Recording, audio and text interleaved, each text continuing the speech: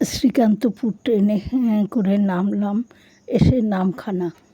এখান থেকে মৌসুমী আইল্যান্ড, টোটো করে হুজ্জুতের ঘাট। এখান থেকে একটু গিয়ে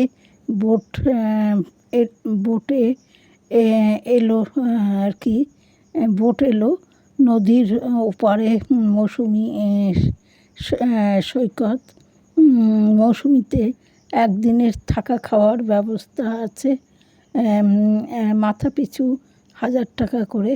এখানে অনেক রিসর্ট আছে, দৃশ্য মানে প্রকৃতির দৃশ্য দেখতে পাওয়া যাবে। কিছু বিল্ডিংও আছে, এসি নন এসি, এবং তাঁবুর ক্যাম্পও আছে। প্রাকৃতিক দৃশ্য অতি মনোরম। মৌসুমী আইল্যান্ড, এখানে কাপড়ের দোকান